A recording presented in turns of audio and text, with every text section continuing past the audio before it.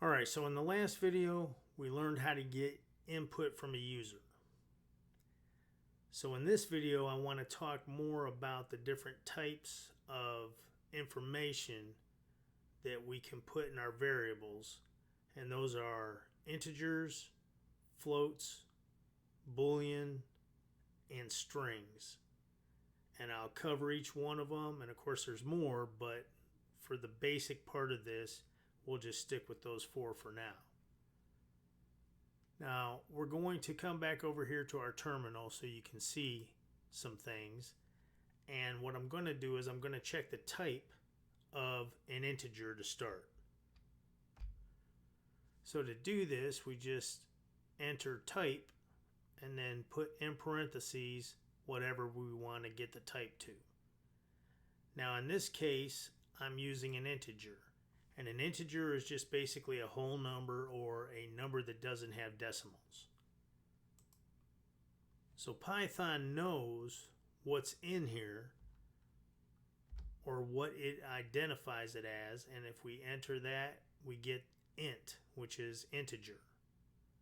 Now that works with negatives as well. So if I run it with -7, we still get integer. And like I say, that'll go up as high as you can go or as low as you can go on the negative side. Now the other one is a float, and a float is a number with a decimal. So you got integers and you got floats. And once again, depending on what programming language you're programming in, there's a lot of other ones, to think about. But in Python, we just got integers and floats for now. So if I put a float or any number with a decimal inside that type parentheses, like 6.2 for example, and then run that, it returns float. And once again, it'll do the same thing with a negative number. So put -6.2 in there, you still get float. Alright, so let me clear my screen.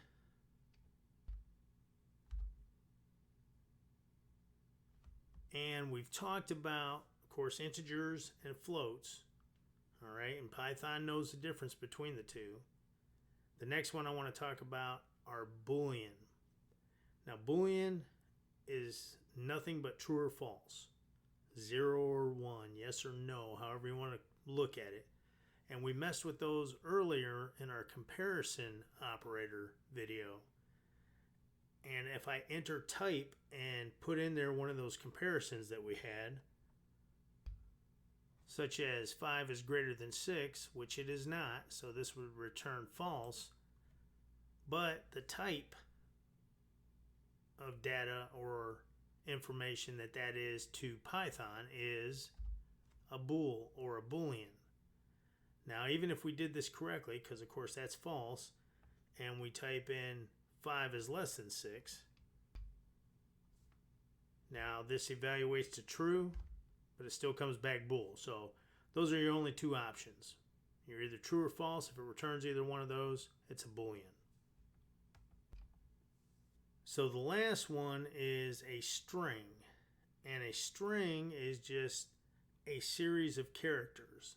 So when we typed in hello world, for example, that was a string. Even if we would have just typed in the H, it's considered a string.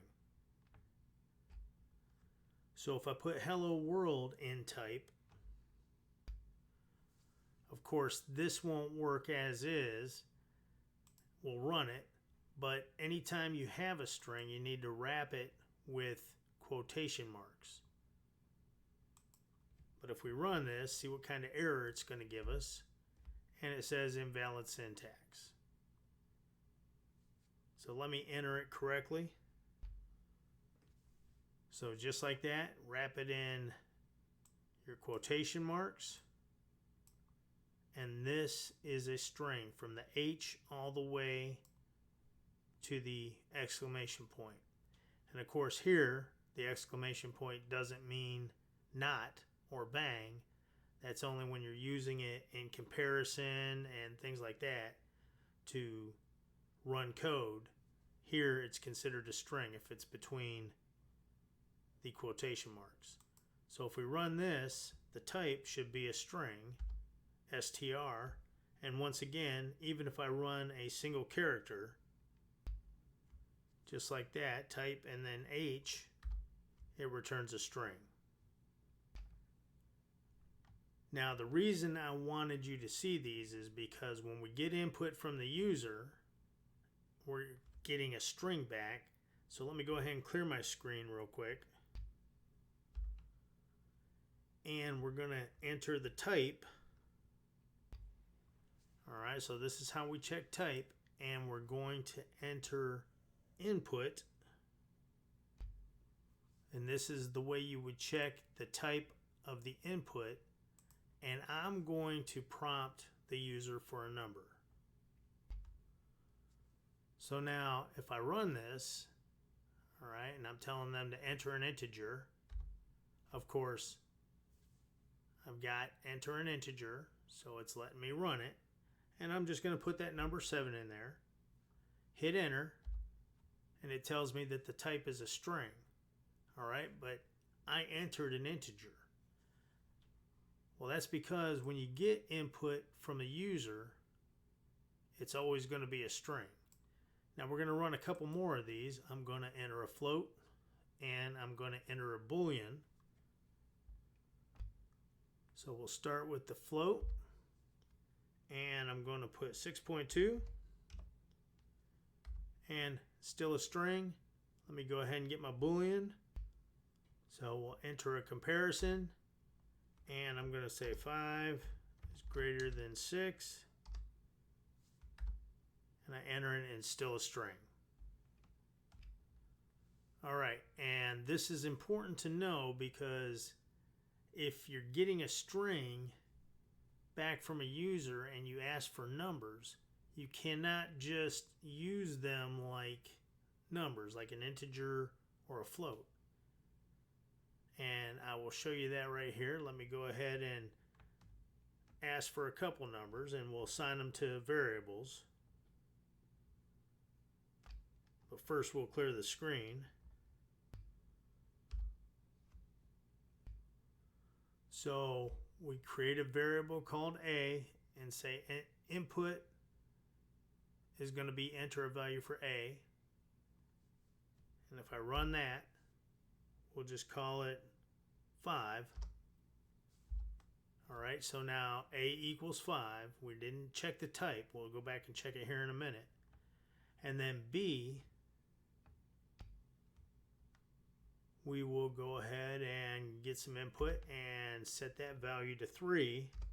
Well, we know from earlier that that should equal 8 if we add them together. So if I say A plus B here and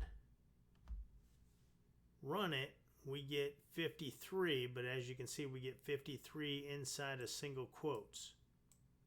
So what it's doing is it's concatenating the two strings. All right, and if we check the type, so we'll check the type for A, it says it's a string, check the type for B, and of course, that's a string as well. So let me go ahead and clear the screen. So how can we fix this problem? Well, we can do it a number of ways, but probably the easiest way is to change the value to what you want as you're getting it. All right, because otherwise, anytime you want to use that value down in your code, you would have to change it each time. So let me cast, is what they call it, cast those numbers to an integer.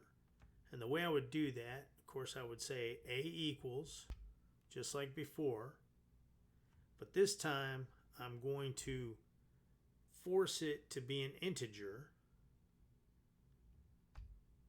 All right, so I'm going to say everything inside these parentheses is going to be an integer.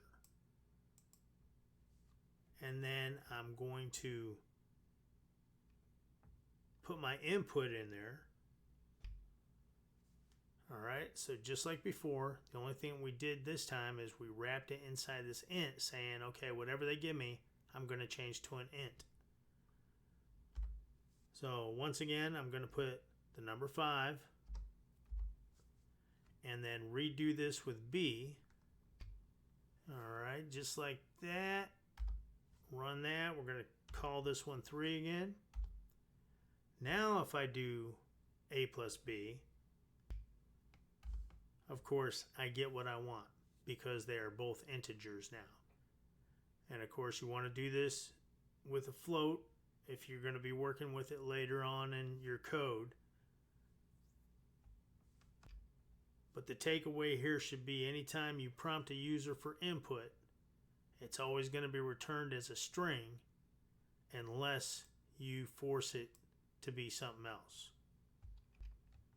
And of course, if we run the type on A and B like we did earlier, so type for A, integer, and the type for B is also an integer. Alright, so hopefully that kind of makes some sense to you. I felt it very important before we moved on to share this, because in the next video we're going to actually get some different things and we want to get the correct format for each of the inputs that we get from the users. So stick around, we'll see you in the next video. Thanks for watching.